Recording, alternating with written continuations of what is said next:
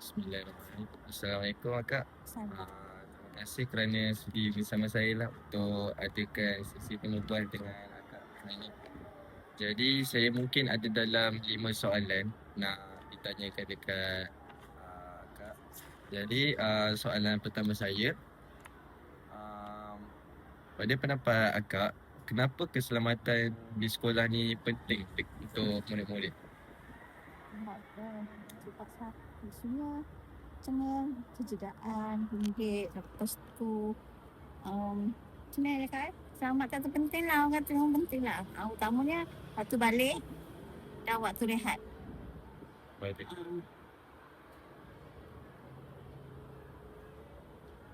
Okay, terima kasih Kak. Jadi untuk soalan kedua, apa tugas utama Akak dalam menjaga keselamatan sekolah? Tugas utama kalau kita dah masuk keselamatan budak-budak. Yang penting budak-budak dulu lah.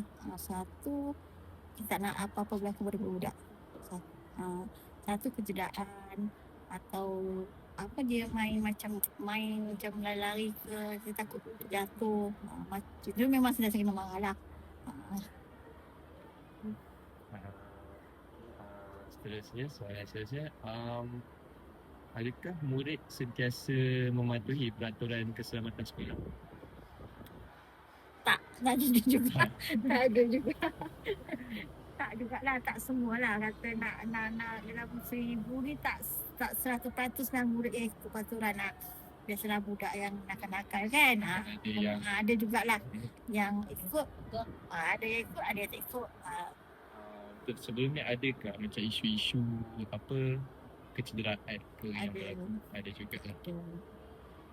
Pernah sampai menjahit kepala pun pernah. Ada. Tapi isu dekat dalam sekolah? Isu dekat dalam sekolah itu je lah. Dia kelar luka. Lepas tu isu di Bandaga, kes atuk-atuk raba budak. Itu pernah jadilah.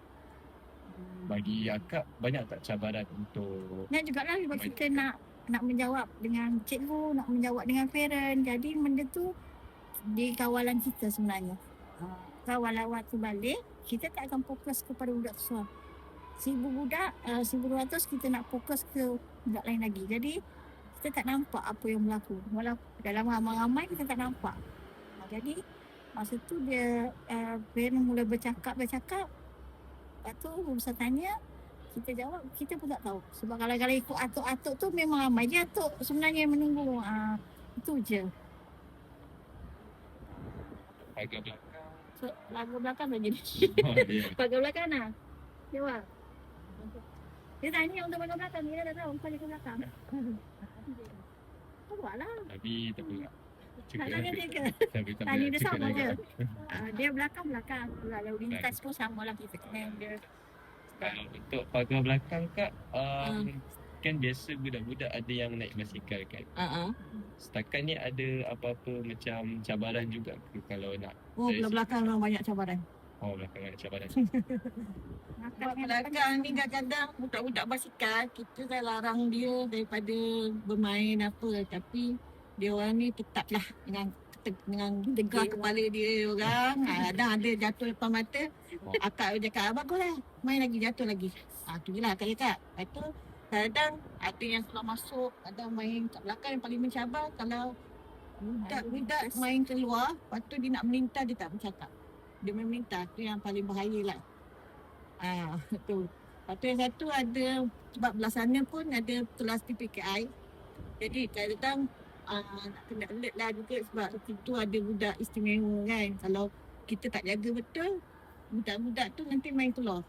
Kita kena tengok setiap murid ni mana aliran arus perdana dengan aliran pendidikan khas tu. Kita kena tengok lah. Kalau tak, budaknya PPKI tu yang aliran istimewa tu, aliran khas, dia akan main keluar. Kita kena tengok, pastikan murid yang aliran khas tu nak keluar dipimpin oleh ibu atau bapa mereka. Jangan orang lain selain ibu atau bapa mereka lah. Kalau belakang kan. Cabaran belakang lah. Dibandingkan depan ni, budak pendidikan khas dia tak ada keluar, tapi belakang semua dia ikut dari belakang. Dia yang cabaran tu lah. Dia orang nak melintas tak bercakap. Baik, terima kasih Kak untuk soalan yang ketiga. Jadi soalan kedua terakhir, adakah untuk pengawal keselamatan menggunakan CCTV ataupun alat-alat yang lain sewaktu bertugas? Untuk buat sementara sekarang kita tak ada CCTV. Cuma kita kena suara je lah, kena lantang. Oh, Suara yang secara kena ni kuat. lah. Ya, benar. Kita tak ada alat apa. Boleh kalau nak ni, kalau kita pakaikan yang ni pun, kita akan, walaupun benda ni bunyi kuat, dia skip pun tak heran. Dia macam tu. Biasanya waktu balik lah. Waktu balik lah. Dia waktu balik ni yang selalunya jadi masalah. Waktu balik, waktu masuk tu kurang sikit lah. Jadi soalan terakhir saya lah untuk Kak, apakah harapan Kak untuk jadikan sekolah tu lebih selamat? Kita tu kalau boleh budak-budak dengan parent ni kalau boleh kerjasama dengan kita, okey dah, selamat dah. Budak apa yang kita cakap, dia patuhi apa yang kita cakap, dia akan selamat. Termasuk dengan parent. Kalau parent, kalau kita cakap tak boleh masuk kenderaan, dia kena patuhi. Kalau tak, apa-apa jadi kita tak tahu. Sebab isunya, satu kalau dia masuk, kalau kita tak bagi dia masuk, lepas tu terlanggar budak dalam pun dah jadi masalah kan. Jadi, itulah arahan daripada ni lah, buat sekolah lah. Dia sama Ibu apa lah, senang cerita lah. Ibu apa dengan budak-budak kat sini. Sebab unsur tu je lah. Okay, itu saja dari kami. Terima kasih Kak. Sama-sama. Saya segi untuk interview sangat. Sama-sama.